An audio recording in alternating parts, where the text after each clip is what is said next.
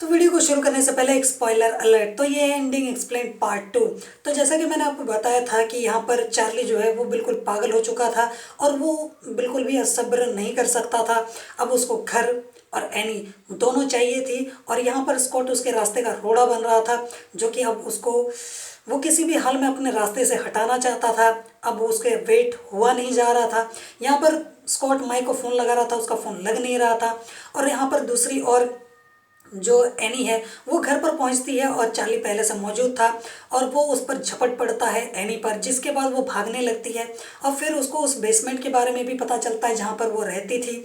अब यहाँ पर उसको कोई ऑप्शन दिखता नहीं है और स्कॉट भी नहीं था घर पे, तो अब वो किसी भी तरीके से खुद को कुछ वक्त तक बचाते रहती है और तुरंत उसी एन वक्त पे स्कॉट उसके पास पहुँच जाता है और दोनों मिलकर उसको उससे किसी भी तरीके से लड़ने और बचने की कोशिश करते हैं।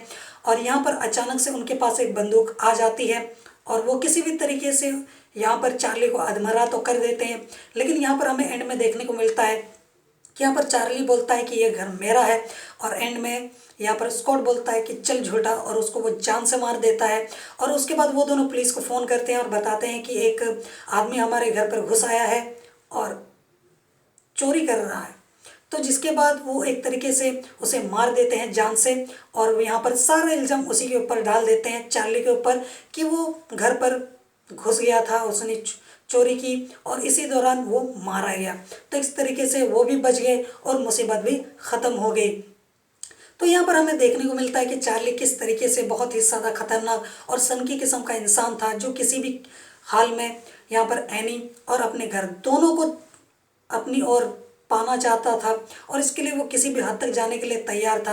पहले तो उसने अपनी बीवी को जान से मार दिया, उसके बाद माइक को, और शायद स्कॉट भी उसका अगला निशाना था। लेकिन यहाँ पर दोनों की किस्मत अच्छी थी, एनी और स्कॉट की, कि वो इन दोनों का शिकार नहीं बन पाए, वरना ये भी होने ही वाले थे। बस कुछ ही सेकंड की देरी थी, वरना ये दोनों भी जान से जाने वाले थे।